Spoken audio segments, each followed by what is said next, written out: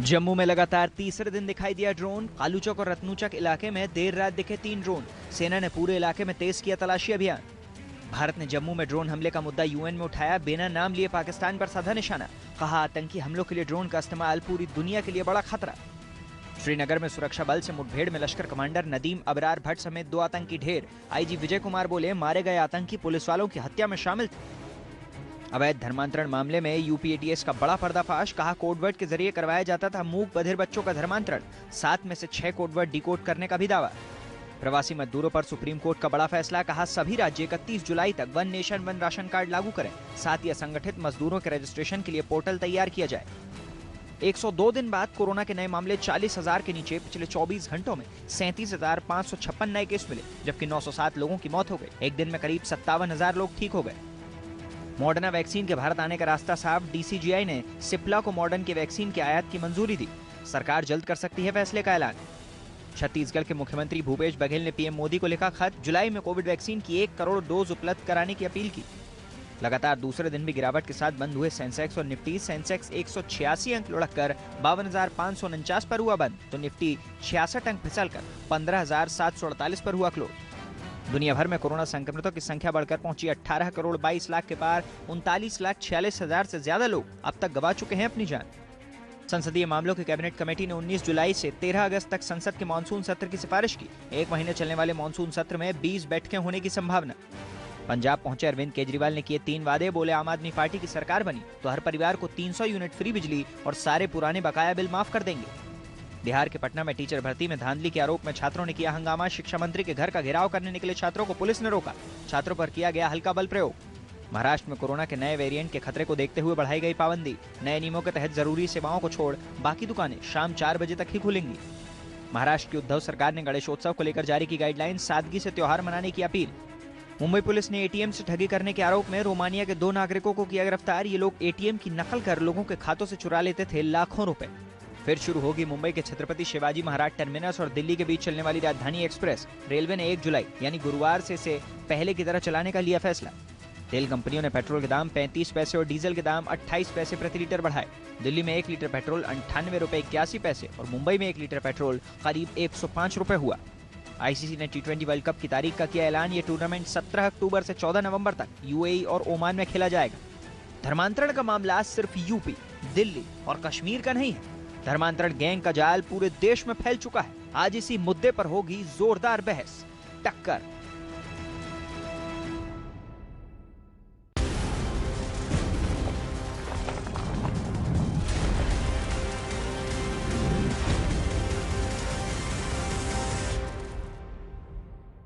नमस्कार व्यूअर्स, मैं हूं अमीश देवगन। रात के 9 बज चुके हैं और आप देख रहे हैं सर्वश्रेष्ठ प्राइम टाइम शो टक्कर। धर्मांतरण मामले में हर रोज नए और बड़े एक्सपोजे हो रहे हैं।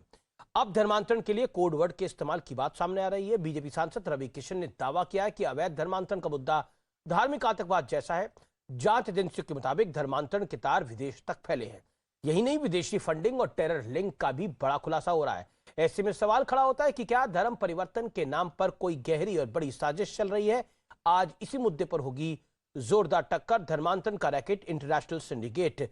आज सीएनबीसी आवाज के ट्यूसडे एडिशन में यानी मंगलवार के एडिशन में आज इसी पर हम बड़ा एक्सपोजे यानी बिग एक्सपोजे करने के लिए जा रहे हैं।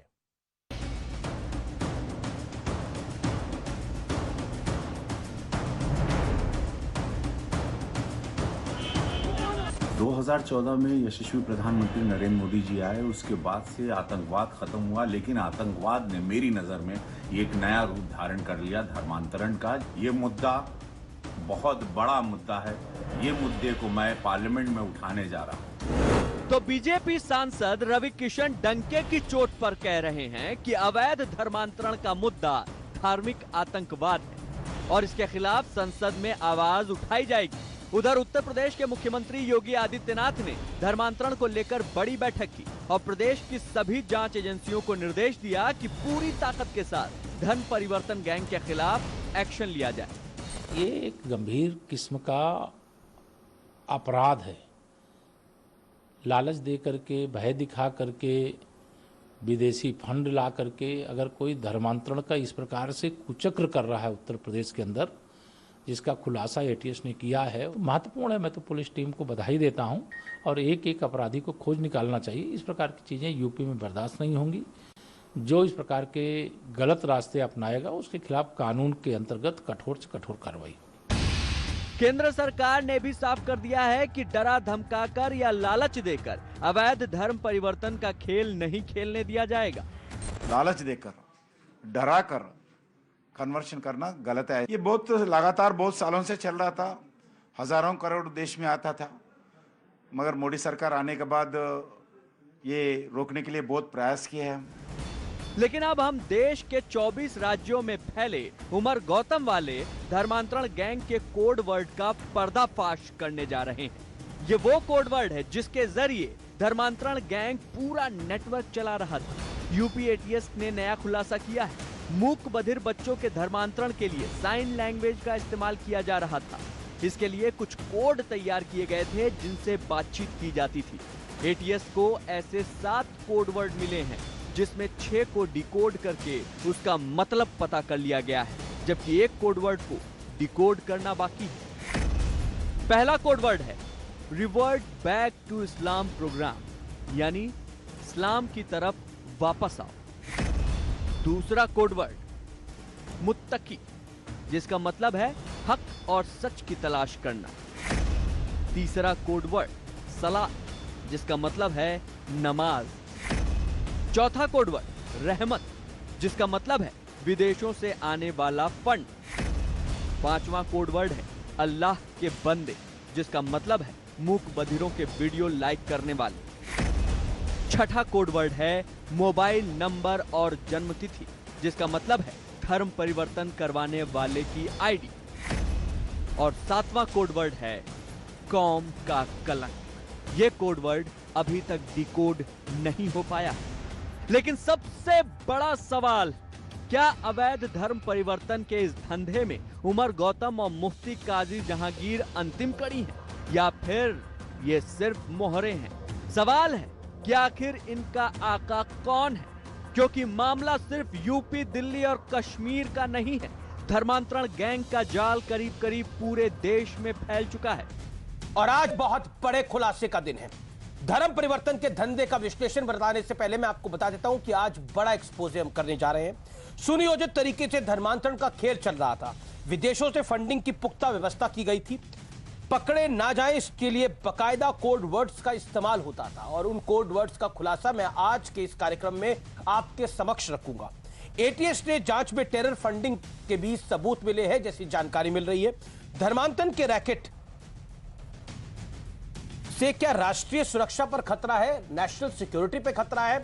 यह बड़ा इंपॉर्टेंट पहलू है। मेरे साथ आज की इस चर्चा में गौरव भाटिया जुड़े हैं, बीजेपी के प्रवक्ता हैं, सुप्रीम कोर्ट के जाने माने वरिष्ठ वकील हैं। मेरे साथ शहजाद पूनावाला है, ये भी वकील हैं और राजनीतिक विश्लेषक भी, अपनी बात को बेबाकी के साथ रखते हैं। तस्लीम रहमानी मेरे साथ जुड़ चुके हैं, लोकसभा का चुनाव लड़ चुके हैं, विधानसभा का चुनाव लड़ चुके हैं, अध्यक्ष एमपी सीआई के हैं। शादाब चौहान है नेता पीस पार्टी के। असगर खान है मेरे साथ, पेशे से वकील है, उनका स्वागत है। और अनुराग भदौरिया है, प्रवक्ता समाजवादी पार्टी के। आप तमाम लोगों का अभिनंदन है। आज गौरव भाटिया आप चीफ गेस्ट हैं, और आप चीफ गेस्ट इसलिए हैं कि आप ही की सरकार केंद्र में भी और लखनऊ में भी, यानी उत्तर प्रदेश में भी, और आप भी के एमओएस होम रेड्डी साहब कह रहे हैं कि हजारों करोड़ रुपए आ रहे हैं। बड़ी नॉर्मली उस बात को बोल रहे हैं, बड़े हजारों करोड़ रुपए आ रहे हैं। और देखिए इतना बड़ा ये चल रहा है, नरेंद्र मोदी जी की सरकार है, अब नहीं चल पाएगा। लेकिन ये उमर गौतम पिछले 7 साल से ऑपरेट कर रहा था, जहांगीर पिछले 7 साल से ऑपरेट कर रहा था, तब से आपका शासन है। मैं आगे की बात नहीं करता, मैं आपसे सवाल पूछता हूं, आखिरकार ये खेल अगर चल रहा है और आपकी सरकार के मंत्री के मुताबिक, आपके डिप्टी सीएम केशव मौर्य के मुताबिक अगर ये खुला खेल, ये नंगा नाच चल रहा है, तो आपकी सरकार हाथ पर हाथ धरे क्यों बैठी हुई है? सवाल जनता का आपसे है, देश का आपसे और मेरा आपसे। मिस्टर भाटिया। अमित जी, देखिए, आपने जो चर्चा में विषय उठाया है उसको 2 भाग में बांट लेते हैं। पहली बात तो जबरन धर्मांतरण कराना। जब तक कि कोई जबरन धर्मांतरण को अपराध नहीं आप करेंगे, तब तक आप जो अपराधी होगा उसको सजा नहीं दे सकते। और ये आप भी मानेंगे कि ये भारतीय जनता पार्टी की प्रतिबद्धता थी संविधान के प्रति, हिंदू समाज के प्रति, सिख समाज के प्रति और बाकी जो धर्म है उनके प्रति, कि हम अध्यादेश से ये कानून लाए उत्तर प्रदेश में। और आज उत्तर प्रदेश, मध्य प्रदेश, गुजरात ऐसे तमाम भारतीय जनता पार्टी शासित राज्य हैं जहां पे ये कानून है। और इसीलिए ये जो उम्र का आप हवाला दे रहे हैं, 2 अरेस्ट हुई पहले और 3 और हुई लखनऊ से आज। और ये क्यों संभव हुआ? क्योंकि आज एक कानून है कि आप जबरन धर्मांतरण नहीं करा सकते हैं। और अब इसको आप तुलना करिए, पहले जो तुष्टीकरण वाली सरकारें थी, केंद्र में कांग्रेस और उत्तर प्रदेश में सपा बसपा, ये लोग क्या करते थे? मुजफ्फरनगर दंगे होते थे अमीश जी, नहीं सपा बसपा क्या करती थी? सपा बसपा को उखाड़ फेंका। उनको आपको 325 सीटें विधानसभा में दी, आपको 300 से ज्यादा सीटें, आपको 300 से ज्यादा सीटें केंद्र में दी। एक सेकंड गौरव भाटिया, आपने 1.25 मिनट बोला, मैंने आपको नहीं टोका, लेकिन महत्वपूर्ण यह है जी किशन रेड्डी जो आपके गृह राज्य मंत्री हैं, वो जनाब कहते हैं कि हजारों करोड़ रुपए देश में आता था, मोदी सरकार के आने के बाद इसे रोकने के लिए बहुत प्रयास किए गए हैं।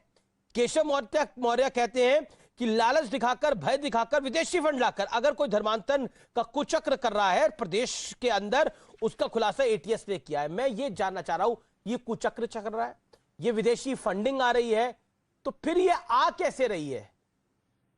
अभी तक आपने इतनी सारी एनजीओस को बंद किया था, उसके बाद भी अगर फंड पहुंचा रहा है तो ये सिस्टम का कोलैप्स है। सवाल आप पे भी खड़े होंगे गौरव भाटिया, इसमें इत्मीनान से जवाब दीजिए। मैं उत्तर देने का प्रयास करूंगा। बिल्कुल करिए, प्रयास करिए और उत्तर दीजिए। आप उत्तरदायी हैं, आप शासन में हैं। बिल्कुल। देखिए, आपने जो दूसरा बिंदु उठाया वो बहुत महत्वपूर्ण है, राष्ट्र सुरक्षा का।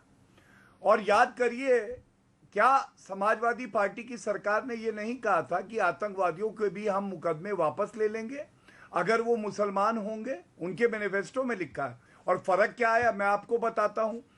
केवल उम्र का मामला नहीं, नवंबर 2020 में ऐसे तमाम आरोपी पकड़े गए जिन्होंने नाबालिग लड़कियों का धर्मांतरण कराया था।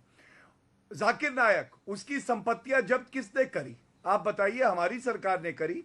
एनआईए जो अलगाववादी कश्मीर में है, पाकिस्तान से रुपया आता था, बिट्टा कराटे, वटाली, इन लोगों के खिलाफ कार्रवाई करके जेल में डाला कि नहीं डाला? और आईसिस से जिनके लिंक थे उनके खिलाफ भी कार्रवाई हुई। एसडीपीआई, पीएफआई के लोग गिरफ्तार उत्तर प्रदेश से हुए, देश में भी हुए हैं। मैंने आपको इतने कम समय में 5 ऐसी बातें बताई जहां कार्रवाई हुई है। और ये क्यों संभव हुआ है? हम तो अपराधी को उसके अपराध के तहत सजा दिलवाते हैं। ये लोग चश्मा पहनते हैं धर्म का, और अपराधी अगर कहीं मुसलमान निकल जाए तो इनके मुंह में दही जम जाती है, बोल नहीं पाएंगे ये उसके खिलाफ। ठीक है, और छोड़ देंगे, चार्टर प्लेन भेजेंगे कि मौलाना आ जाए मुख्यमंत्री। अनुराग जी का मैं रुख करता हूं, अनुराग जी भी इंतजार कर रहे हैं। अनुराग भदौरिया, सवाल बड़ा डायरेक्ट है। कोडवर्ड का इस्तेमाल हो रहा था, ये पूरा एक गैंग चल रहा था। क्या आपको लगता नहीं है कि समाजवादी पार्टी को मुखर होकर इस विषय पे बोलना चाहिए कि अगर अवैध धर्मांतरण हो रहा है तो ये गलत है? अच्छा, मैं अमीश जी मुखर होके बोलूंगा, टोकेगा नहीं, क्योंकि भैया भारतीय जनता पार्टी की जो सरकार है वो तो प्रयास ही करेगी।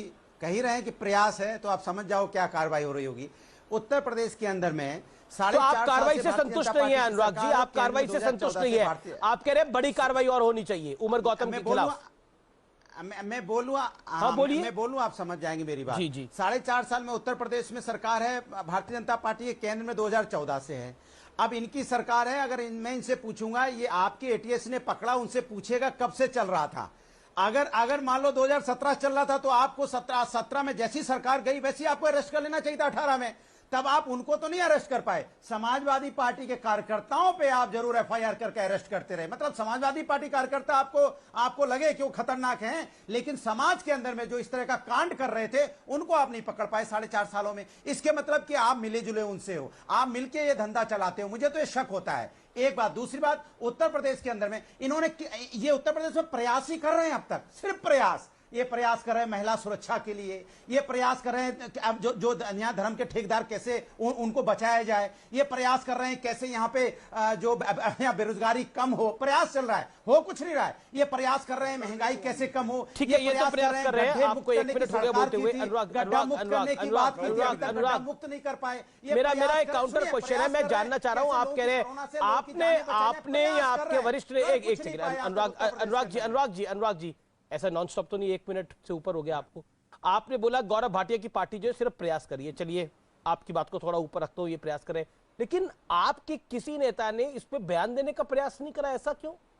बाकी विषय पे तो आप खूब बोलते हैं, इस विषय पर क्यों नहीं, इस विषय पर आपके नेता क्यों नहीं बोलने का प्रयास कर रहे हैं? मैं जानना चाह रहा हूं क्यों नहीं प्रयास करना चाह रहे, क्योंकि 2022 के अंदर लोकसभा का चुनाव है, वहां पे मुस्लिम यादव समीकरण चलाना है, इस वजह से। समाजवादी सुनिए, अच्छा मैं बोलूं तब चिल्ला हाँ, बोलिए, 30 सेकंड आपके पास। पार्टी प्रयास नहीं करती है प्रभु, समाजवादी पार्टी नहीं, समाजवादी पार्टी प्रयास नहीं करती है, कार्यान्वित करती है, काम करके दिखाती है। इस देश के अंदर कोई व्यक्ति किसी भी जाति धर्म का हो और किसी के साथ अन्याय करेगा, बच्ची के साथ, उसको कानूनन जुर्म है, उत्तर प्रदेश में कानून है, क्यों पाते ये माहौल बनाते हैं लेकिन उसको सजा नहीं दिला पाएंगे। सजा दीजिए। आप 4.5 साल के पहले आपने क्यों नहीं पकड़ा? जब यहाँ लोकसभा का चुनाव था तब भी आपने यही माहौल बनाया था। तब तक आप क्या करते रहे? लोकसभा का चुनाव हुए कितने दिन हो गए? आज 2 साल हो गए। क्यों नहीं आपने पकड़ा? तब भी तो आप यही कह रहे थे कि यहाँ पे इस तरह की। ठीक है अनुराग गौरव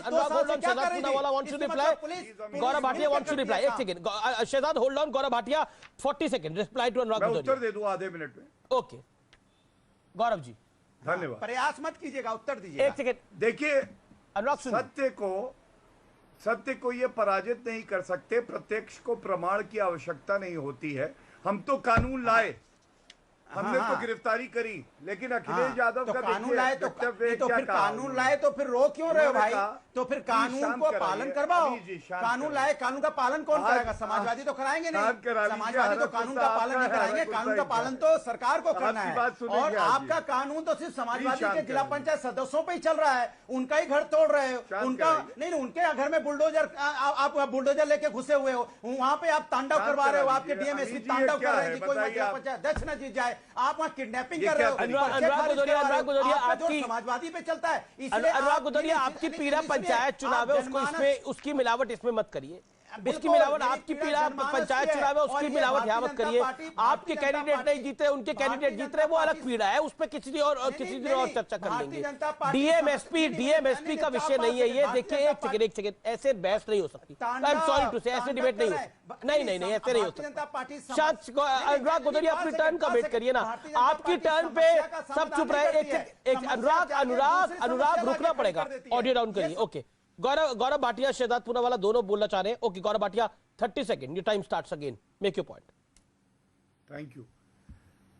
देखिए हम कानून लाए, जो अपराधी हैं उनको हिरासत में लिया। इन्होंने क्या किया? बाबा जी का ठुल्लू।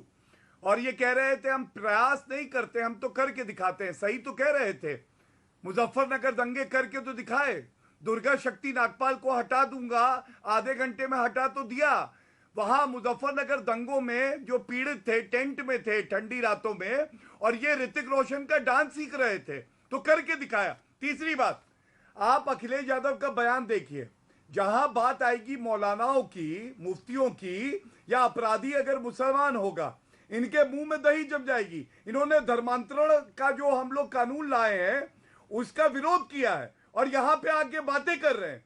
नेता से ज्यादा प्रवक्ता बोल जाते हैं इनके। नेता लाइन तय करेगा कि प्रवक्ता लाइन तय करेगा? पूछिएगा इनसे, और कानून का नाम नहीं बता पाएंगे। पूछ लीजिए सीधा जाके। अनुराग गुदरिया 20 सेकंड, उत्तर प्रदेश में उसका क्या? अनुराग गौरव भाटिया आप hold on, you made your point. Anurag Gudaria, कानून का नाम क्या है? और आपके नेता कानून का विरोध करते हैं और आप कहते हैं कार्रवाई करिए। ये कैसा है कि एक तरफ तो दूसरा चेहरा, दूसरी तरफ अलग चेहरा? डबल स्टैंडर्ड क्यों? दोहरे मापदंड क्यों? अनुराग जी अच्छा मैं अपनी बात पूरी करें। इन्होंने 3 बातें बोली। इन्होंने बोला पीडीपी का नाम लिया। पीडीपी के साथ सरकार किसने बनाई थी बताने की जरूरत नहीं है कि वहां मलाई खाने कौन गया था, और आतंकवादी को छोड़ने कंधार कौन चार्टर लेके गया था? चार्टर लेके कौन गया था? चार्टर लेके हम नहीं गए थे। कौन गया था चार्टर लेके? आप कंधार तक छोड़ने जाते हो आतंकवादियों को। और सुन लीजिए, भारतीय जनता पार्टी की सरकार, सुनो, नहीं नहीं सुनो, भारतीय जनता तस्वीर पार्टी कैसी की सरकार लगी? 4.5 साल से यहाँ पे जालीदार है, टोपी वाले, आपने कार्रवाई नहीं बताओ। की है। यहाँ पे एक पेपर लेके घूमते रहते हो, हर तस्वीर जगह वही देखिए। पेपर दिखा देते क्या हो, ये ये बोल देखिए पेपर, पाएंगे? ये देखिए पेपर। मैं अगर कहता हूं, अपराधी 4.5 से मुसलमान सरकार आपकी निकला, है, तो आपने इनके कार्रवाई मुंह में क्यों दही नहीं जम की? जाएगी। आप देखिए क्या तस्वीर, इंतजार कर रहे थे? कैसे किसके ऊपर में? चमचमा रहे हैं। आपकी वजह से देखिए, सिर्फ हिंदू मुस्लिम नहीं, बोल पूरा नहीं पाएंगे, जनमानस कानून खतरे में का नाम नहीं है। बता आपकी पाएंगे। पेट्रोल डीजल इतनी महंगी कर दी है, लोग बेरोजगारी ठीक है, ठीक है, और ठीक है, क्या मैं- करें? मैं- डांस याद खतरे में है, प्रभु, ऋतिक रोशन आपकी का सरकार डांस, से पूरा जनमानस सेफई खतरे में महोत्सव। पड़ गया है। आप फिर किसी क्यों को नहीं जिंदा हुआ नहीं रहने सेफई दोगे। महोत्सव? यहाँ तो पूरा अच्छा ठीक है, विषय पर आते हैं, विषय पर आते हैं। एक सेकंड, एक सेकंड, मैं विषय पर आता हूँ। तस्लीम रहमानी, तस्लीम रहमानी, समस्या के सामने एक दूसरी तस्लीम रहमानी, देखिए मुझे लगता है कि जिम्मेदारी से बात करने का वक्त आ गया है। एक सेकंड गौरव भाटिया, मैं आपका रुख करूंगा बाद में, और शहजाद पूनावाला आपके पास आता हूं मैं, लेकिन तस्लीम रहमानी क्विकली, क्योंकि आप बड़े महत्वपूर्ण गेस्ट हैं हमारे लिए। Revert back to Islam programme, धर्म परिवर्तन कराने की ये प्लानिंग है, और इसके कोड वर्क है मुतक्की, हक और सच की तलाश करना, सलात नमाज की बात करना, रहमत विदेशों से आने वाला फंड, अल्लाह के बंदे मूक बघीरों के वीडियो लाइक करने वाले, मोबाइल नंबर और जन्मतिथि धर्म परिवर्तन करवाने वाले की आईडी बेसिकली चाहिए। कौम का कलंक, ये कोडवर्ड अब तक डिकोड नहीं हो पाया है। मैंने आपको 6 कोडवर्ड बताए हैं जो डिकोड हो गए हैं, ये 7वां कोडवर्ड है कौम का कलंक। ये डिकोड नहीं हो पाया है, ये डिकोड होगा तो हम आपकी जानकारी में लेकर आएंगे। लेकिन अब आप मुझे बताइए, क्या आपको लगता है ये जायज है? क्या आपको लगता है कि इस पर बात नहीं होनी चाहिए? क्या इसकी जांच पड़ताल नहीं होनी चाहिए? देखिए, आपने शुरू में बहुत सारे सवाल उठाए थे अपने प्रोग्राम शुरू करते हुए, तो मुझे ये लगा कि डर धर्मांतरण का नहीं है, डर है सत्ता स्थानांतरण का। सारा डर सत्ता स्थानांतरण का है, और उसके लिए ये जो वोकैबुलरी आप यूज़ कर रहे हैं, जिसके लिए आपने कोड वर्ड का इस्तेमाल किया है, मुझे हंसी उसी पे आ रही है कि आप उन अल्फाज को कोड कह रहे हैं जो हज़ारों साल से, जब से उर्दू और अरबी ज़बान बनी है, उर्दू के शब्दों की एक शब्दावली आप अपने स्क्रीन पे हिंदी में ट्रांसलेट करके दिखा रहे हैं, और उसको आप कह रहे हैं हमने डीकोडिफाई कर दिया। इससे लगता है कि सत्ता स्थानांतरण की बात का ज़्यादा अहम है सवाल। दूसरी बात यह कि जो कानून पहले से उत्तर प्रदेश में या मुल्क में कहीं भी मौजूद हैं, सरकार जो मौजूदा है उन कानूनों पर अमल करने में ज़्यादा दिलचस्पी नहीं रखती, क्योंकि उनको लगता है शायद नेहरू गांधी के बनाए में, क्योंकि कॉन्स्टिट्यूशन ऑफ इंडिया को आरएसएस नहीं, पर ये भी तो जांच पड़ताल तो नए कानून बनाकर करना चाहते हैं, साहब, नए कानून बनाना दे रहा हूं, चाहते ये हैं, जांच और उन पड़ताल पर भी तो अमल संविधान कराना के दायरे में चाहते हो हैं। रही है। पुराने जो और ये कानून हैं, उन कोडवर्ड पर मैंने अमल डिकोड करना नहीं करे, ये कोडवर्ड जांच एजेंसियों ने डिकोड करे हैं, एटीएस ने डिकोड करे हैं। अरे भैया, जांच एजेंसी इसमें टेरर लिंक एस्टैब्लिश हो रहा है, ऐसी भी जानकारी मिल रही है। कुछ भर्ती कर लीजिए जो इनको उर्दू और अरबी आती हो। ये मुत्तकी का लफ्ज इतना अच्छा, तो अच्छा मुझे आप बता दीजिए, आप तो उर्दू के बाद आप तो उर्दू बहुत अच्छी जानते होंगी, बड़ी सुंदर जबान है उर्दू। रहमत का मतलब अच्छा, रहमत का मतलब विदेशी फंड होता है? रहमत का मतलब विदेशी फंड होता है? आप तो उर्दू के बड़े जानकार हैं। रहमत का मतलब विदेशी फंड होता है? मैं जानना चाह रहा हूं आपसे। हाँ, मैं अल्हम्दुलिल्लाह मैं उर्दू का जानकार भी हूं, अरबी का जानकार भी हूं, हिंदी का जानकार भी हूं, हिंदी का जानकार। अरे जानकार साहब, मैं शहजाद को लेकर आ रहा हूं चर्चा में। मुजरिमों का जब लफ्ज निकलता है तो मैं गौरव भाटिया की तरह खाली मुसलमान मुजरिमों के नाम नहीं लेता, मैं सारे मुजरिमों के नाम ले सकता हूं। रहमानी साहब, रहमत विदेशों से आने वाला फंड है, आप कहते हैं कि रहमत इज इक्वल टू विदेशों से आने वाला फंड। मैं जानना चाह रहा हूं आपसे, आप उर्दू की जानकार आप कह रहे हैं, बताइए। एक मिनट सुनिए, मैं आपको बताना चाहता हूं, रहमत इज इक्वल टू विदेश से आने वाला फंड। मान लिया, देश में पैसा लाना बंद कर दिया, लेकिन देश का पैसा चोरी करके हिंदुओं के हाथों भगाना शुरू कर दिया। क्या मैं ये ना कहूं अगर गौरव भाटिया मुस्लिमों का नाम लेंगे यहाँ बैठ के? ठीक है, Shehzad let's come on fact. किस धर्म के थे, जेलों में जिनका हुआ वो किस धर्म के थे? एक सेकंड, शहजाद पूनावाला, उर्दू के जानकार तो आप भी होंगे। एक भगोड़े का नाम बताइए जो मुसलमान हो, हजारों करोड़ रुपया मुझे भी मौका दिया जाए। बिल्कुल लेके भाग गए, इनके चहुते हिंदू लेके भाग गए हजारों करोड़ रुपया। एक मुसलमान का नाम बताइए। अच्छा ठीक है रेवानी साहब आप 2 मिनट हो गए, मौका देंगे तो शहजाद पूनावाला और अमीश असगर खान काफी देर से इंतजार कर रहे हैं। पूनावाला साहब आप भी उर्दू जानते होंगे, क्या रहमत का मतलब विदेशों से आने वाला फंड होता है? शहजाद अमीश, जो लोग यहाँ पर उर्दू और अरबी जबान की पीएचडी करने का दावा कर रहे हैं उनसे पूछिए लश्कर तैयबा का मतलब आज क्या है, एजेंसियों ने कोड नहीं किया है। जैश ए मोहम्मद का मतलब क्या है, एजेंसियों ने डिकोड नहीं किया है। आईएसआईएस का किस तरीके से इस्तेमाल किया जा रहा है, उन्हीं जिहाद के शब्दों का आज उसका कॉन्टेक्स्ट क्या है, उसको डिकोड करने में किसी की चूक हुई है, या ये मानते हैं कि आज जो लश्कर तैयबा है ये बहुत ही अच्छा काम कर रहा है, जमातुद दावा बहुत अच्छा काम कर रहा है क्योंकि इनका नाम उर्दू और अरबी में है। तो पहली बात। दूसरी बात, धर्मांतरण जबरन तरीके से करना और जो आतंकवाद है, इनमें देखिए कितनी समानताएं और विशेषताएं हैं।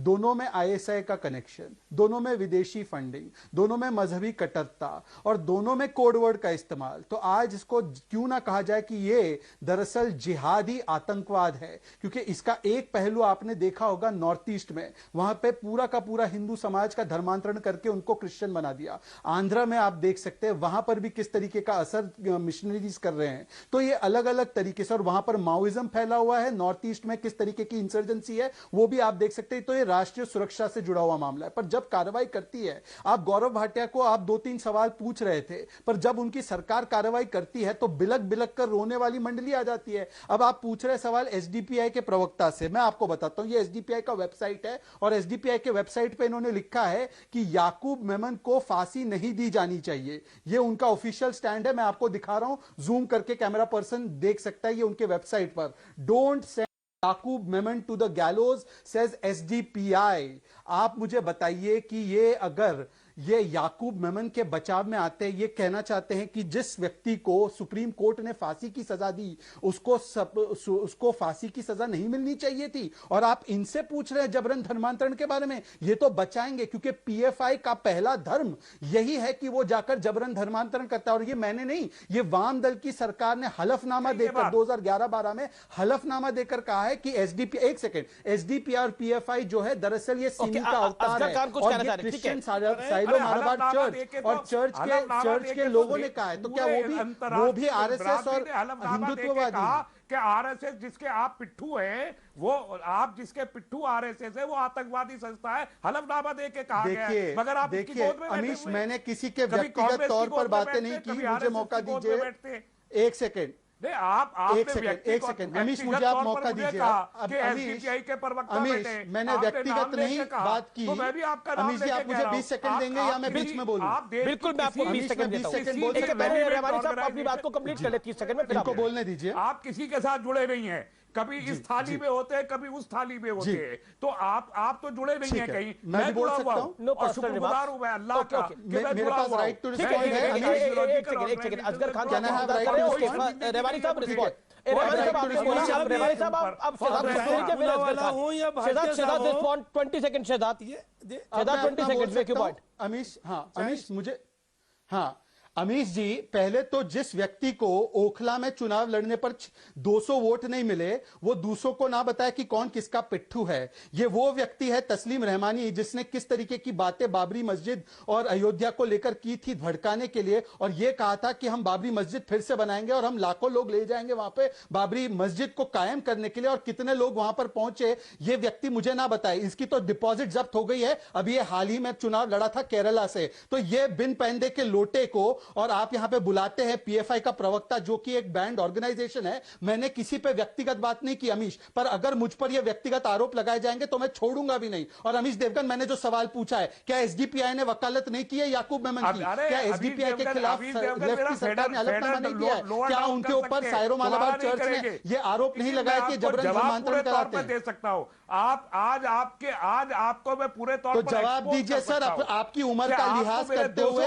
मैंने कोई व्यक्तिगत गलत बात नहीं बोली है, पर तस्लीम रहमानी अगर मैं उतर आया, मैं जवाब देने पर उतर आया तो तस्लीम रहमानी मुंह छिपाने के लायक नहीं बचोगे तुम, मुंह छिपाने के लायक नहीं बचोगे। अगली बार मुझसे व्यक्तिगत मत होना तस्लीम रहमानी, अगली बार मुझसे व्यक्तिगत मत होना, और पहले मस्जिद के वोट ले आ, जाकर पहले मस्जिद, तेरी मस्जिद में जितने लोग हैं ना उतने वोट पाने की क्षमता रख। तेरे को 200 वोट नहीं मिले, तेरी मस्जिद के लोगों ने भाषा की मर्यादा हम दोनों तरफ से बनाएं और शब्दों का चयन ध्यान से करो, पर्सनल रिमार्क्स नहीं। असगर खान, शहजाद पूनावाला, असगर खान आपकी बात पे रिएक्ट करना चाहते हैं? Okay okay, Asgar Khan, let me get Asgar Khan. Asgar Khan. Amit साहब जी सर, तो ये कि रेवानी साहब शांत, किस टॉपिक पे अमित जी ये समझ में नहीं आ रहा किस टॉपिक पे आज हमारी बहस है। ये टॉपिक से हट के कहाँ जा रहे हैं। कभी बाबरी मस्जिद को ले आते हैं, कभी आतंकवाद को ले आते हैं, कभी दूसरी चीज़ों को लेकर आ रहे हैं। चाहे ये शहजाद पूनावाला हो, चाहे भाटिया साहब हो। भाटिया साहब खुद अभी 4 दिन पहले समाजवादी के गाने गाया करते थे, हमें और आपको सबको मालूम है। समाजवादी की ही गुलामी किया करते थे ये इससे पहले। आज बीजेपी के आप लोग देखिए, मुझे लगता है फैक्ट पे डिबेट करनी चाहिए, पढ़ के सुनाते हैं। असगर जी लेकिन मैं फिर भी फैक्ट पे मैं चाहता हूं जिस टॉपिक पे अमित जी सुनिए, आप भी अपनी बात को रखिए, पर्सनल रिमार्क्स करके क्या हासिल कर लेंगे हम। मैं इसीलिए कह रहा हूं का पिट्टू है, कोई किसी की गुलामी करता था। टॉपिक पे बात करें जो नहीं मुझे पता है उसको आप, हम इसलिए कह रहे हैं समाजवादी पार्टी, आप समाजवादी पार्टी का भी नुकसान कर रहे हैं, समाजवादी पार्टी की गुलामी बैठे थे। लेकिन मैं ये वेस्टेज ऑफ टाइम है। हम जिस टॉपिक पे बात कर रहे हैं उस टॉपिक पे बात होनी चाहिए। बात करिए आप, सबसे बड़ी बात करिए आप, सबसे बड़ी बात मैं आपसे भी कह रहा हूँ जी सर। मैं इसीलिए कह रहा हूँ टॉपिक से ये हटके जाते हैं, फिर क्या फायदा। आप जवाब दीजिए ना, ये कोड वर्ड क्यों, बात ये है कि बार-बार क्यों जरूरी है, उस पर कार्रवाई क्यों नहीं जरूरी है, क्यों विदेशी तार जुड़े हुए हैं, क्यों धर्मांतरण के खिलाफ आप लोग बोलना नहीं चाहते? जवाब दीजिए इस बात का। क्या धर्मांतरण गलत है? क्या उमर गौतम ने गलत काम किया? अरे आपके सवाल सुन लिए भाई, बिल्कुल बिल्कुल सुन तो लीजिए हमारी तो बात। सर मेरा सवाल, हमने आपके सवाल सुन लिए। हाँ, बिल्कुल जनाब, आपके सवाल इत्मीनान से प्यार से जवाब दीजिए। सुन रहे हैं और आपको भी उर्दू बहुत अच्छी होगी।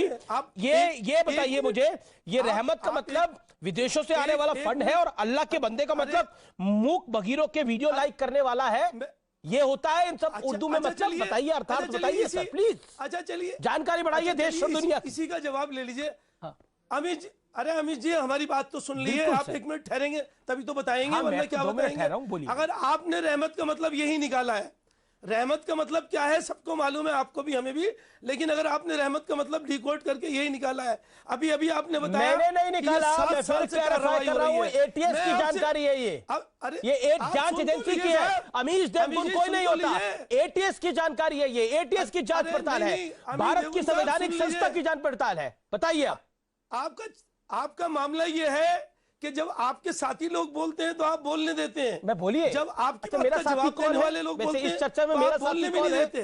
मेरा साथी कौन है? मेरे तो आपके साथी है असगर खान। आपने अभी कहा मेरे साथी तो इस चर्चा में आप भी हैं। भाई साहब देवगन है तो, लेकिन आप मान कर रहे हैं। अरे कैसे मानूं बताओ देवगन साहब, कैसे मानूं बताओ? अच्छा भाई साहब सुन लीजिए, अच्छा भाई साहब आप तो पेशे से वकील है, मैं आपके तथ्य सुधार रहा था। आपने बोला कि आपने इसको डिकोड करा, मैंने बोला मैंने नहीं, एटीएस ने डिकोड करा है। चलिए अब आपको मैं 1 मिनट देता हूं, इत्मीनान से अपनी बात रखिए, प्यार से अपनी बात रखिए, गुस्सा मत होइए। पहले तो मैं आपको ये बता दूं अमित देवगन साहब, this is not the proper time भाई। ये अभी इन्वेस्टिगेशन चल रहा है, कोडिंग डिकोडिंग इन सब चीजों का ये टाइम ही नहीं है, और कोर्ट तय करेगी। आपको भाटिया साहब भी यही बात बताएंगे, कोर्ट तय करेगी, ये अभी प्रॉपर टाइम नहीं है इन चीजों पे बहस करने का। नंबर 2, आप सुन लीजिए मेरी बात, इसमें सबसे बड़ी बात हो रही है कि उनको लालच देकर, उनको जबरदस्ती करके उनका धर्मांतरण किया जा रहा है, उनका धर्म परिवर्तन किया जा रहा है। अरे इस्लाम के बारे में थोड़ी स्टडी करिए आप। अगर आप चाहते हैं कि इस चीज पे बहस करें तो थोड़ी सी स्टडी करिए। इस्लाम में जबरदस्ती कहीं नहीं है। अगर कोई जबरदस्ती धर्मांतरण होता है तो वो है ही नहीं, धर्म परिवर्तन हो ही नहीं सकता। नंबर 2, 1 मिनट भाई उत्तर दे लेना, 1 मिनट यार ठहर जाओ। आप 1 मिनट तो मिला है मुझे बोलने का, वो भी आप नहीं बोलने दे रहे हैं। एक दूसरी चीज ये है कि आपने कहा छोटी छोटी बच्चियों को, माइनर को के साथ धर्मांतरण कर रहे हैं। अरे भाई धर्मांतरण माइनर का नहीं हो सकता, अनसाउंड का नहीं हो सकता। कश्मीर में क्या मामला सामने आया? आपको 1 मिनट 12 सेकंड हो गए बात करते हुए। आप बताइए ना। 1 मिनट 12 सेकंड हो गए बात करते हुए। मैंने काउंटडाउन ऑन कर रखा है। एक सेकंड सुनिए, कश्मीर में बच्चियों के साथ क्या हुआ है? जो सिख लड़कियों के साथ हुआ है कश्मीर के अंदर। कानून पहले से, अरे उत्तर आप प्रदेश कानून में को सिख करिए ना। लड़की के साथ क्या हुआ? एक सेकंड अपने कानून पे कश्मीर एतबार में है, सिख लड़कियों के ना साथ कोर्ट क्या हुआ पे एतबार बताइए। है, ना पुलिस पे एतबार है, ना आप पुलिस को मानते हैं, ना आप कानून को मानते हैं, गौरव भाटिया इस ना बात आप का जवाब कोर्ट को देंगे मानते और हैं। शहजाद पूरा वाला भी अपना हाथ खड़ा करे। First Gaurav Bhatia reply. Okay Gaurav Bhatia, you have a right to reply. He commented on you as well. You make your point. हाँ, थैंक यू। देखिए, व्यक्तिगत टिप्पणियां इन्होंने करी, तो सबसे पहले तो मैं व्यक्तिगत टिप्पणी तो नहीं करूंगा क्योंकि पेशे में मेरे साथी हैं, लेकिन गुलामी ना किसी की करी थी ना करेंगे। देश आज़ाद हुआ, हम भी आज़ाद हुए। और जहां तक गाना गाने की बात है ना, गाना गाना तो फिर भी ठीक है, किसी का भी गाओ, लेकिन कलमे पढ़ना आतंकवादियों के लिए, क्योंकि धर्म आपको सूट करता है और वोट बैंक पॉलिटिक्स करनी होती है, ये गलत है, ये देश से गद्दारी है। दूसरी बात, कानून की ही बात कर लेते हैं। जो कानून उत्तर प्रदेश में आया अमीश जी, वो तो कहीं हिंदू मुस्लिम की बात ही नहीं करता। धर्म तटस्थ है। कोई भी धर्म का व्यक्ति अगर जबरन धर्मांतरण कराएगा, धोखे से कराएगा, प्रलोभन से कराएगा, तो वो अपराध है। तो ये हिंदू मुस्लिम क्यों करने लगते हैं? मैं एक बात पूछना चाहता हूं, आपके चैनल पे बड़ी महत्वपूर्ण है अमीश जी। जी गौरव, जो लोग यहाँ पे कश्मीर में जो हुआ 18 साल की बच्ची के साथ और उसको सही ठहराते हैं, उनसे पूछिए अगर उनकी बेटी होती के साथ हुआ तो कोई उसका अपहरण कर लेता, सिख लड़कियों और के साथ उसके बाद पता चलता वो 50 साल का आदमी है, उनकी बच्ची 18 साल की है, उसकी 2 शादी हो चुकी है, और 18 निकाह कर लेता है जबरन धर्मांतरण करा के। क्या ऐसा रिश्ता वो कबूल करते? ठीक है, असगर खान रिप्लाई। क्या है? ओके गौरव, आपने अपनी बात को रखा। गौरव जी आपकी बात कर रिप्लाई। असगर खान रिप्लाई कर लूं, फिर आप जाइएगा। नहीं गौरव, समय की एक सीमा है। असगर खान रिप्लाई। बात पूरी कर लूं। नहीं गौरव, समय की सीमा है। आपको 1 मिनट 15 सेकंड 20 सेकंड हो गए अपनी बात को रखते हुए। Asgar Khan reply 40 second. कोई नहीं, आप पूछ लीजिए। 40 सेकंड असगर खान। सर सबसे बड़ी बात यह है, अच्छा आप चाय पी रहे, कि सबसे बड़ा सवाल यह है कि एक बताइए 18 साल की बच्ची जो मेजर है, फिर आप उसी में कानूनी अगर बात आप करते हैं, आप मुल्क के कानून को नहीं मानते, आप मुल्क की पुलिस को नहीं मानते, आप कोर्ट के कानून को नहीं मानते, आप मुल्क के आप यहाँ की कोर्ट को भी नहीं मानते। आप ये बताइए ना, मैटर करेगी जिसने बताइए, मैं पूछ रहा हूँ आपसे, आप ये बताइए मानते हैं या सही? जिस व्यक्ति ने 18 साल की बच्ची से निकाह कर लिया, वो सही है भाई? 50 साल उसकी उम्र है, 2 बीवियां घर पे है ना। अरे भाटिया साहब, आप वही तो हो रहा है, तो आप बात फिर क्यों कह रहे हैं? आप ये बताइए, लोग बीच में बोल रहे, करने दीजिए, कानूनी कार्रवाई हो रही है, तो पेश किया गया नहीं, तो आप धर्मांतरण साहब ये बताइए, कोर्ट में पेश किया गया नहीं। आप लोग चाहते हैं कि बस आप पहलू खान में जब आप लोग कूद के पड़े थे तो कोर्ट का फैसला आ गया था मिस्टर असगर। जब आप पहलू खान और इस्लाम के मामले में आप इस्लाम के बोलते थे, आप इस्लाम को छोड़ दिए, थे हो अल्लाह ये क्या हो गया, तो कोर्ट का फैसला आ गया था। बताइए, आप हिंदुस्तान के आईन को नहीं मानते, आप कोर्ट की कार्रवाई को नहीं मानते। इधर-उधर की बात मत करिए। कोर्ट ने क्या, अरे धार्मिक चश्मा आप कश्मीर की बात कर रहे हैं, वो बच्ची आपकी भी है, बात कर रहे हैं, वो बच्ची आपकी भी है, वो बच्ची हिंदू हो या हिंदुस्तान की है, ये बताइए कोर्ट ने क्या फैसला किया? ऐसे व्यक्ति के खिलाफ कार्रवाई होनी चाहिए। आप अरे जबरन का मतलब तो बताइए भाटिया साहब, जबरन का मतलब क्या होता है? गौरव एक सेकंड, शहजाद भी जवाब देना चाह रहे हैं। शहजाद पूरा वाला नहीं हो सकता, वकील होके अगर आपको नहीं पता। जी मैं पूछता हूँ, कोर्ट में उसे लड़की को पेश किया गया। एक शहजाद पूनावाला कोई कोर्ट सही नहीं है, जांच एजेंसियां सही नहीं है, लेकिन जो फैसला ऑन द स्पॉट किया जा रहा है वही सही है। देखिए अमीश, तीन हिपोक्रेसीज को मैं यहां पर बस्ट करना चाहता हूं। पहली हिपोक्रेसी ये है, ये कहते जांच हो जाने दीजिए, जांच से पहले निष्कर्ष पर क्यों आते? बिल्कुल सही बात। तो हिंदूवादी गुंडे क्यों बोल दिया था गाजियाबाद मामले में? दूसरी बात ये बोलते हैं कि इस्लाम में जबरन धर्मांतरण नहीं है। तो मैं अजगर जी से पूछना चाहता हूं, अजगर काफिर का कॉन्सेप्ट है इस्लाम में और उसका मतलब क्या है वो समझाना। और फिर अजगर जी से मैं ये भी पूछना चाहता हूं कि इससे पहले जो जबरन धर्मांतरण के खिलाफ लॉज थे वो 50 और 60 के दशक में कांग्रेस लाई, जिनकी गोद में ये 200 वोट नहीं मिलते, जिसको मस्जिद के वोट नहीं मिलते, ये तस्लीम रहमानी और अजगर दोनों उनकी वकालत करते हैं। तो ये अजगर और ये रहमानी बताए कि कांग्रेस को कभी सांप्रदायिक नहीं बोला आपने आज तक, उनके साथ तो गठबंधन कर लिया। अरे किस लिए अजगर खान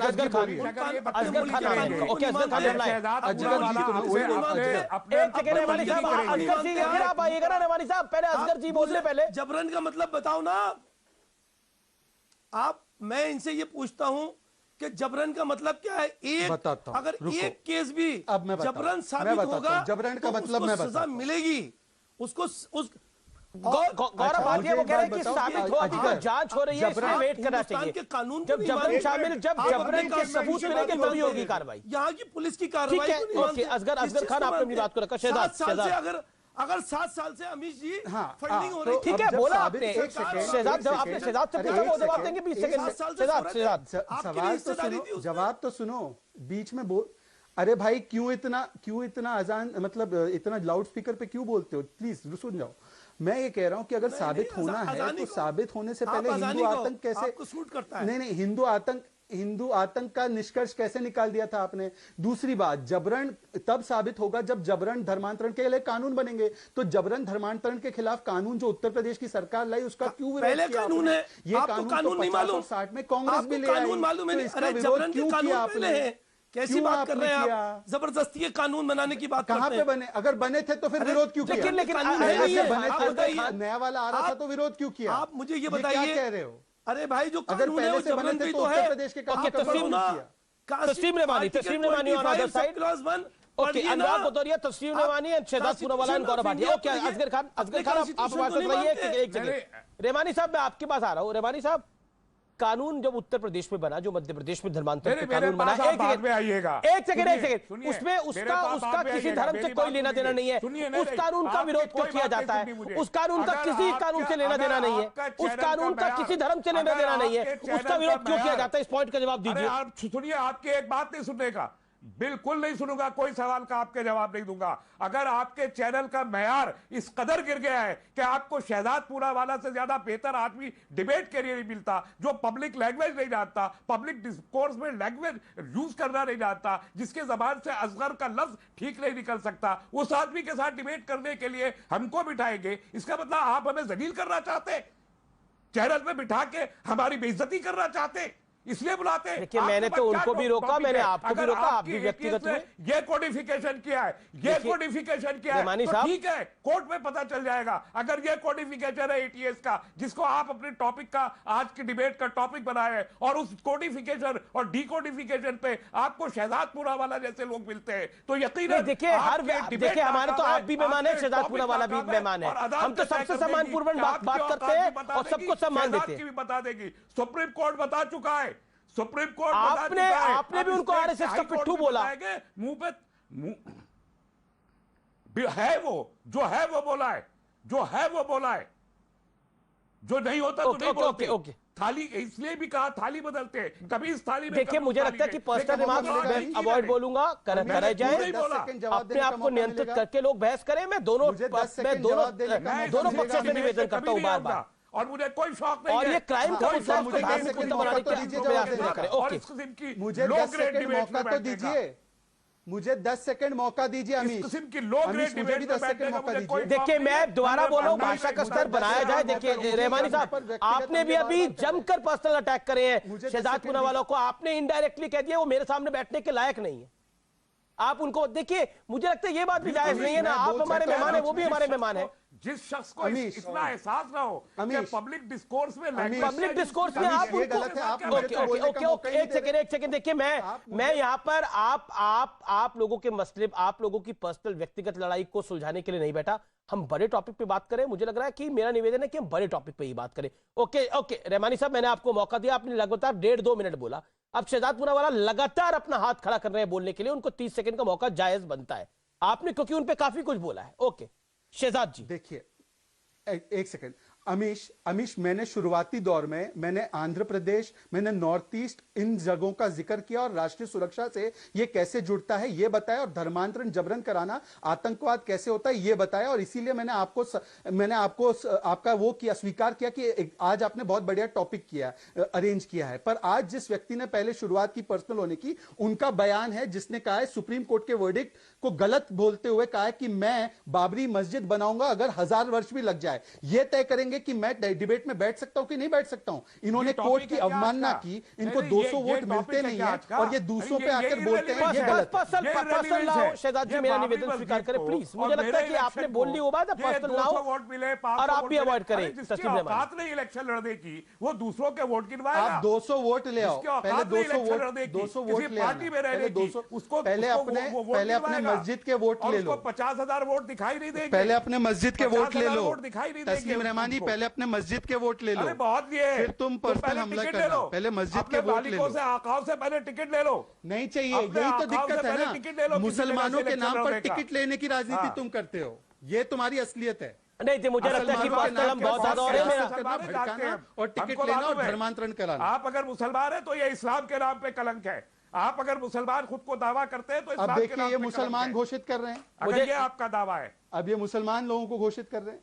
मैं घोषित नहीं कर रहा, आप जवाब दीजिए ना। याकूब मेमन के पक्ष में हैं आपको, याकूब मेमन के पक्ष में हैं और जबरन धर्मांतरण को आतंकवाद मानते कि नहीं मानते? पाकिस्तान द्वारा स्पॉन्सर्ड जबरन धर्मांतरण को आतंकवाद मानता है ये या नहीं मानता है? इस मुल्क के हर शहरी का हक है। धर्मांतरण इस देश के हर शहरी का हक है। ये देखिए पाकिस्तान द्वारा जबरन धर्मांतरण कराना हक है, ये हक मानते हैं इसको। ये पाकिस्तान द्वारा फंडेड जबरन धर्मांतरण को हक मानता है।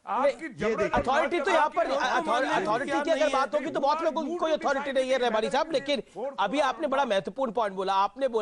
आपने बोला धर्मांतरण जो है वो इस देश के लोगों का हक है। अगर कोई अपनी मर्जी से धर्मांतरण कराए तो वो उसका हक है, लेकिन उसके साथ जोर जबरदस्ती हो, उसको धमकाया जाए, बच्चियों के साथ जोर जबरदस्ती हो, उनका धर्मांतरण कराया जाए, ये किसका हक है? आप इस हक को लेजिटिमेट क्यों करना चाहते हैं? मेरी प्रॉब्लम ये है, आप इस गंदे खेल को लेजिटिमेट क्यों करना चाहते हैं? प्रॉब्लम ये है, एक सेकंड, आप इस गंदे खेल को लेजिटिमेट क्यों करना चाहते हैं? मेरी समस्या ये है। पूछ लीजिए, ये इस देश का पहले से रखा हुआ कानून नहीं हो सकता।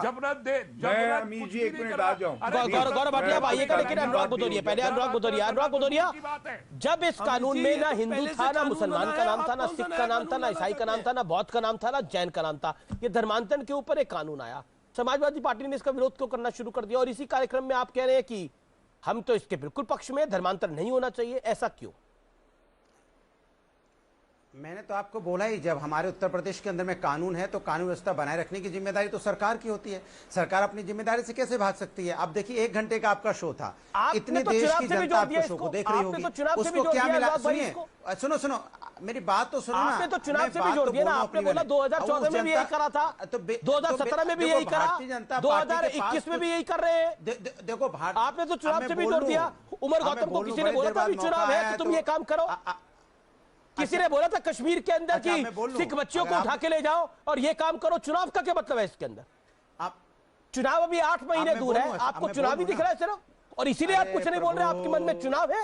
अनुराग भदौरिया बोल लो या मैं बोल लूं? अनुराग जी मैं बोलने दे रहा हूं आपको। आपके मन में चुनाव है क्या? इसीलिए इस विषय पर नहीं बोल रहे। जवाब दीजिए। सवाल भी पूछ रहे हो, जवाब भी दे रहे हो, सवाल भी पूछ रहे हो, जवाब भी दे रहे हो, तो जवाब हमें देंगे कि आप दोगे? ये बता दो मुझे। देखिए मैंने क्या बोला, भारतीय जनता पार्टी, मैं सीधे सीधे सवाल पूछता हूं, भारतीय जनता पार्टी समस्या का समाधान नहीं करती है, समस्या के सामने एक दूसरी समस्या लाके खड़ी कर देती है, क्योंकि उसको काम नहीं करना है। पूरा जनमानस खतरे में है, महंगाई और बेरोजगारी के कानून के साथ है, जिसमें किसी धर्म का नाम नहीं है। मेरा बड़ा सिंपल क्वेश्चन है, यस और नो। अनुराग भदौरिया, आप धर्मांतरण के कानून के साथ है, हाँ या ना?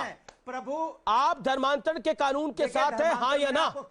कमाल का आदमी है यार ये भी। अरे सुन तो लो, मैं अपना बात कहना, आप यार कमाल की बात करते हो। आप तो ऐसा बोलने नहीं दोगे, हावी रहते हो तो भैया 2 प्रवक्ता अपने साथ और लग बैठा लिया करो, तब तो हम जवाब दे पाएंगे। अब ऐसा जवाब देना बोलते आप चिल्लाने लग जाते हो, कमाल। तो जवाब कैसे मिलेगा आपको? मैं कह रहा हूं कि इस देश के अंदर में कानून आपने भी पढ़ा है, तो उसमें लिखा है कोई भी जात धर्म का व्यक्ति किसी भी धर्म को जबरन उसको करवाने की कोशिश करता है या उस पर अत्याचार करता है, उस पर कानूनी कार्रवाई होगी। भारतीय जनता पार्टी कानूनी कार्रवाई न करके माहौल बनाने की कोशिश करती है, क्योंकि वो चाहती नहीं है कि यहाँ पे उन पे सवाल पूछे जाए कि 4.5 साल के अंदर 4.5 साल तक अनुराग, आपने इस कानून का विरोध क्यों किया? मेरा निवेदन है कि पर्सनल रिमार्क्स ना हो, मुद्दे पे बात हो। आखिरी 4 मिनट हमारे पास पड़े, तो एक एक करके अपनी बात रखिए। गौरव जी पहले आप, क्योंकि काफी कुछ बोला गया, लेकिन क्या आपको लगता है कि क्योंकि बाहरी पार्टियों पे आरोप रहता था कि वो तुष्टीकरण की दूसरी प्रकाष्ठा करती है, आप पे आरोप रहता है कि आप लोग एक ही समुदाय पे कार्रवाई करते हैं और उसका चुनावी फायदा लेना चाहते हैं, पॉलिटिकल गेन्स? अमीर जी, कौम का कलंक तो डिकोड कर लेगी एटीएस पुलिस, लेकिन देश के लिए कलंक कौन है ये जरूर मैं आपके चैनल पे बता दूं।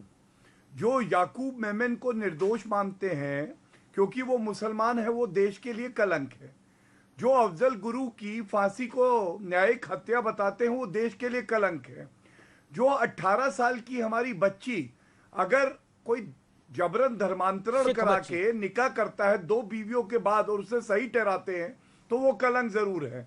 और सपा के प्रवक्ता कह रहे थे जनमानस खतरे में है। नहीं अमीर जी, जनमानस खतरे में नहीं है। सपा की टूटी हुई साइकिल बिना गद्दी के जिसका डंडा उन्हें चुभ रहा है, वो खतरे में है। और अंत करूंगा, स्टेनिस्लाइस करके वर्सेस स्टेट ऑफ एमपी का जजमेंट है।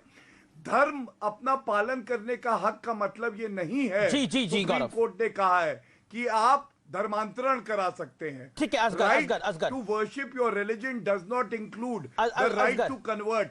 ये सुप्रीम कोर्ट ने कहा है Stanislaus versus state of MP. Gaurav मेरे पास समय सीमा है। Asgar Khan 20 second. Thank you. जी अमित साहब, पहले तो मैं ये बता दूं, भाटिया साहब जो जजमेंट की बात कर रहे हैं, इस जजमेंट को भी पूरा पढ़ें। इसमें भी जबरन का है कि कोई जबरदस्ती करता है तब वो कानून है, अदरवाइज सुन लिए, पूरा पढ़िए, उसके बाद फिर इसके बारे में बताइए। अगर मैं गलत कह रहा हूं तो बताइए। जबरन का उसमें भी वर्ड इस्तेमाल है जो आपके पास कोई डेफिनेशन नहीं। मैं तो अमित साहब सिर्फ एक ही बात कहना चाहता हूं अमित, पर ये जो सिख बच्चियों के साथ हुआ कश्मीर में इस हफ्ते सिख बच्चियों के साथ हुआ, क्या वो जायज था या नाजायज था? मैं सिंपल सवाल पूछता हूं, 10 सेकंड। बिल्कुल मैं बता रहा हूं, इस सरकार के पास अब कोई कार्ड नहीं बचा है। ठीक है, ओके, समय नहीं है, मेरे पास समय नहीं है। Okay, Shehzad Poonawalla 10 second, quick 10 second, then 10 second तो तस्लीम रेमानी, 10 सेकंड शहजाद पूनावाला। देखिए, जो लोग समझते हैं कि पाकिस्तान से फंडिंग होकर आईएसआई की मदद के साथ लेकर बच्चियों को, वल्नरेबल बच्चियों को कन्वर्ट कराना, ये स्वैच्छिक धर्मांतरण हो रहा है और ये संविधान के हिसाब से, तो ये संविधान नहीं, ये किसी और शरिया की किताब के हिसाब से होगा। और कौम के कलंक वो है जिनकी मस्जिद उनको 200 वोट भी ना दे। तस्लीम रेमानी 5 सेकंड, लास्ट वर्ड तस्लीम रेमानी। देखिए, जबरन तो दवा पिलाने से भी वोमिटिंग हो जाता है, तो जबरन तो इस देश में कुछ भी नहीं चल सकता। लेकिन जो लॉ संगत है, जो अलाउड है, गारंटीड है कॉन्स्टिट्यूशन में। जी सर, थैंक यू। मेरे पास समय नहीं है फिलहाल। सीएनबीसी आवाज की टक्कर में इतना ही, लेकिन आज का कंक्लूजन यही है कि कुल मिलाकर कानून को धर्म का चश्मे से देखना गलत है, क्राइम को धर्म के चश्मे से देखना बेहद गलत है। लेकिन कई बार ऐसा होता है कि सेकुलरों की जमात जो है वो हर चीज को धर्म के चश्मे से देखती है और उसमें रंग भी एक होता है, जो कि बहुत हानिकारक है भारत के लिए, भारत के सौहार्द के लिए। अपना और अपने परिवार का ध्यान रखिए। तीसरी वेव खतरनाक हो सकती है, मास्क जरूर डालिए। मेरा आपसे हाथ जोड़ के निवेदन है, शुभ रात्रि, गुड नाइट।